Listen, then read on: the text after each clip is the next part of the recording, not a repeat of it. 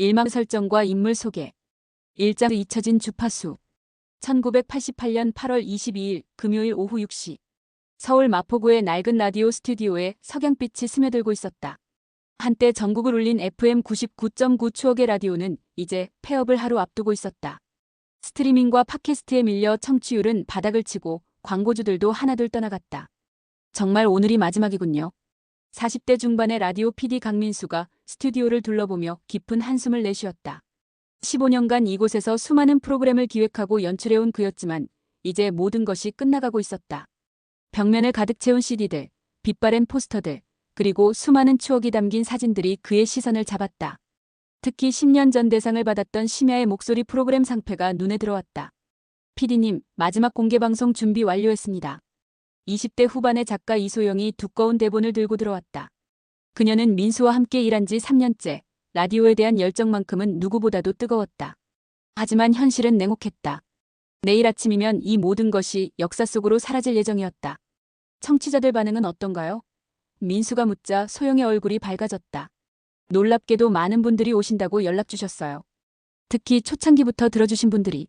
어떤 분은 부산에서 올라온다고도 하시더라고요. 하지만 곧 그녀의 목소리가 떨렸다.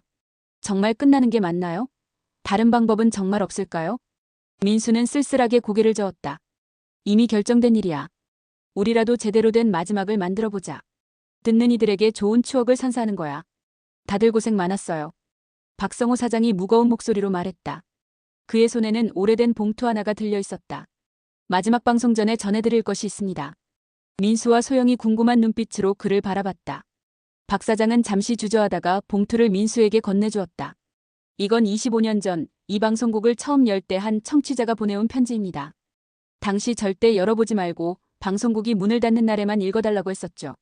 소영이 눈을 크게 떴다. 25년을 보관하고 계셨던 건가요? 그렇습니다. 처음에는 단순한 장난이라고 생각했는데. 박 사장의 목소리가 떨렸다. 며칠 전부터 이상한 일들이 계속 일어나고 있어요. 누군가 밤마다 방송국 주변을 배회하고 이상한 전화들이 걸려오고. 민수가 봉투를 받아들며 물었다. 무슨 전화인가요? 그냥. 숨소리만 들리다가 끊어져요. 그런데 그 숨소리가 라디오에서 나오는 것처럼 들렸어요. 박 사장이 창밖을 바라보며 말했다.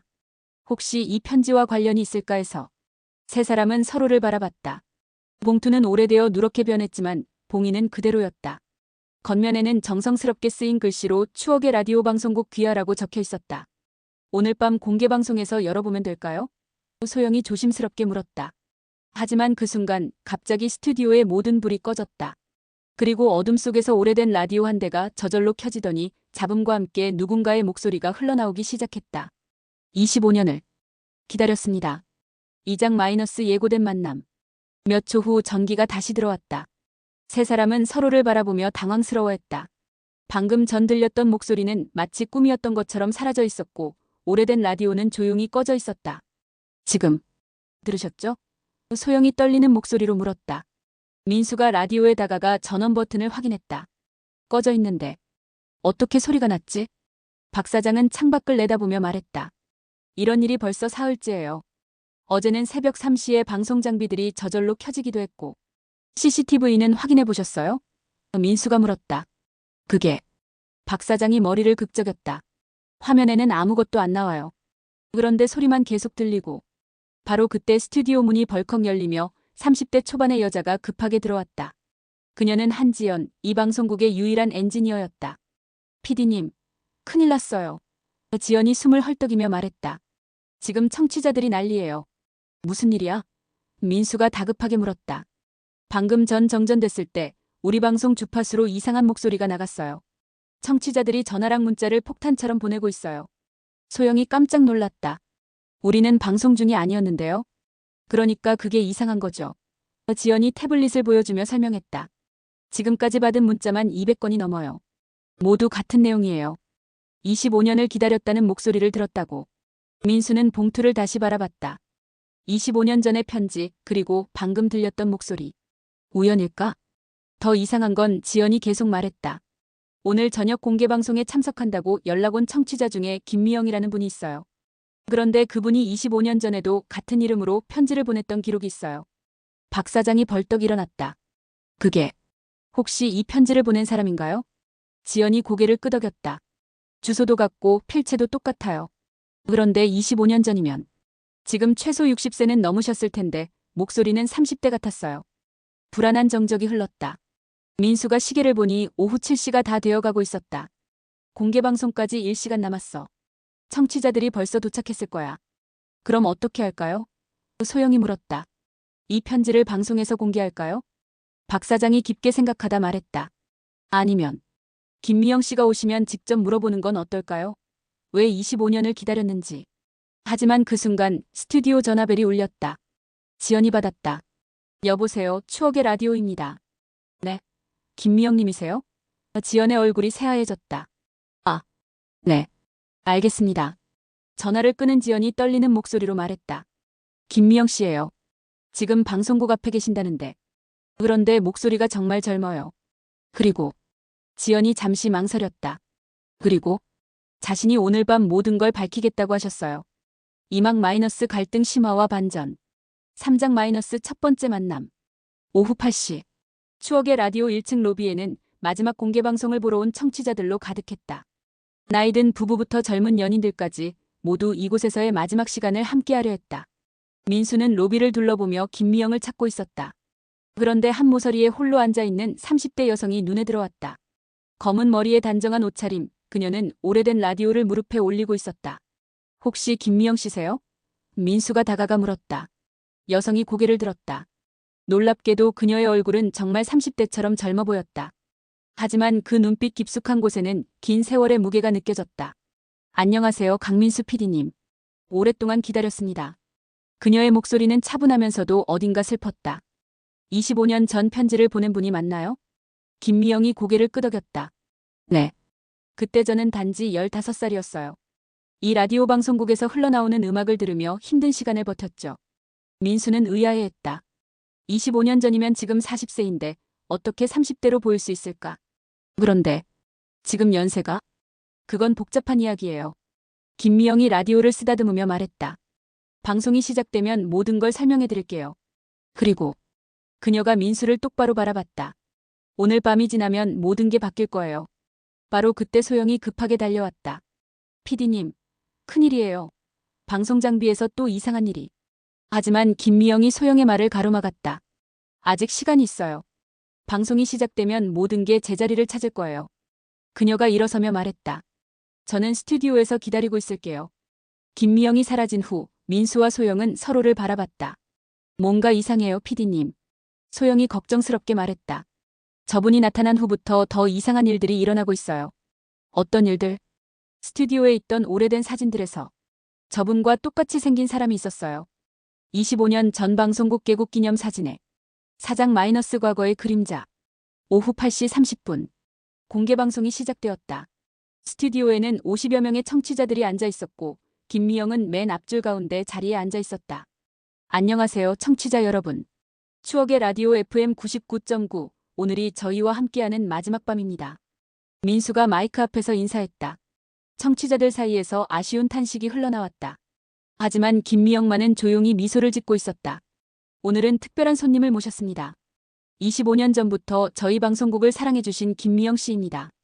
김미영이 마이크 앞으로 나왔다. 그 순간 스튜디오의 온도가 갑자기 내려가는 것 같았다. 안녕하세요. 저는 김미영입니다. 그녀의 목소리가 스튜디오에 울려 퍼졌다. 사실 저에게는 이 방송국과 특별한 인연이 있어요. 민수가 25년 전 편지 봉투를 꺼내 보였다. 이 편지를 보내신 거죠? 네, 맞아요. 김미영이 봉투를 바라보며 말했다. 그때 저는 죽음을 앞두고 있었어요. 스튜디오가 조용해졌다. 15살에 백혈병 진단을 받았죠. 의사들은 몇 달 남지 않았다고 했어요. 그때 이 라디오를 듣기 시작했어요. 특히 새벽 방송을 좋아했는데. 김미영이 잠시 멈췄다. 그러자 갑자기 스튜디오의 오래된 라디오가 저절로 켜지면서 25년 전 방송이 흘러나오기 시작했다. 여기는 FM 99.9 추억의 라디오입니다.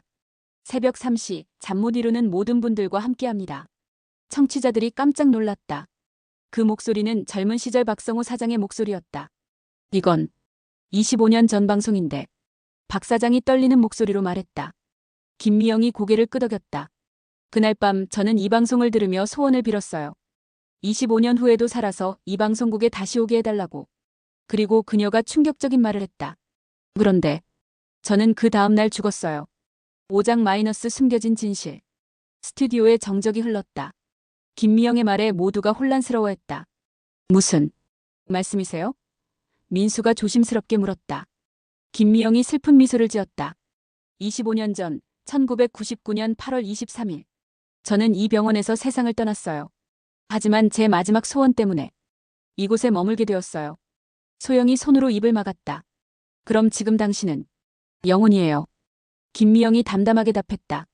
25년 동안 이 방송국을 지켜보며 기다렸어요.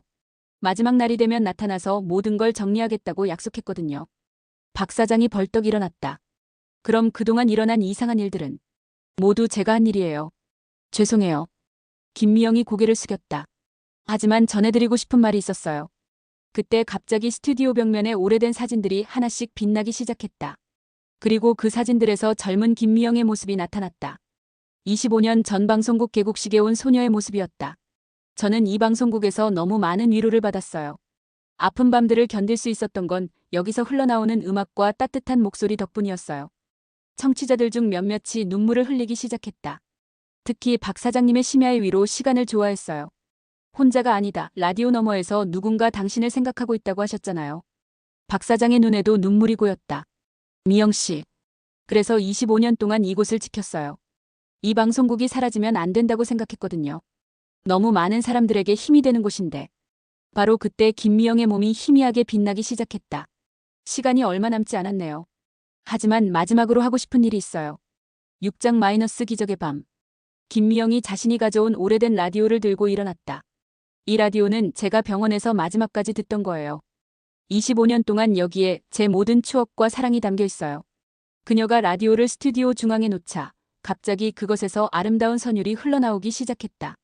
하지만 그것은 일반적인 음악이 아니었다.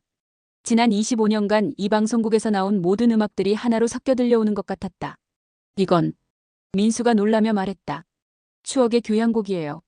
김미영이 설명했다. 이 방송국을 사랑했던 모든 사람들의 마음이 담긴 음악이에요. 그 순간 스튜디오에 있던 모든 사람들이 각자의 추억을 떠올리기 시작했다. 어떤 이는 첫사랑의 기억을, 어떤 이는 힘든 시절을 버텨낸 이야기를, 또 어떤 이는 가족과의 소중한 순간들을 생각했다. 음악이 점점 커지면서 스튜디오 밖에서도 사람들이 모여들기 시작했다. 라디오 전파를 타고 나가는 이 특별한 음악을 듣고 온 사람들이었다. 미영 씨. 박 사장이 다가왔다. 당신 덕분에 깨달았어요. 이 방송국의 진짜 가치를. 김미영이 미소를 지었다. 이제 제 역할은 끝났어요. 하지만 그녀가 민수를 바라봤다. 여기에 있는 모든 분들이 이 추억을 이어가실 거예요. 바로 그때 문 밖에서 누군가의 목소리가 들렸다. 아직 끝나지 않았습니다. 3막 마이너스 클라이막스와 해결. 7장 마이너스 마지막 반전. 문이 열리며 한 명의 젊은 남자가 들어왔다. 30대 초반으로 보이는 그는 숨을 헐떡이며 스튜디오 안을 둘러봤다. 저는 인터넷 방송 사업자 최동준입니다. 그가 명함을 내밀며 말했다. 방금 밖에서 들렸던 음악. 정말 놀라웠어요. 박 사장이 의아해했다. 지금 이 시간에 무슨 일로? 실은 최동준이 김미영을 바라보며 말했다.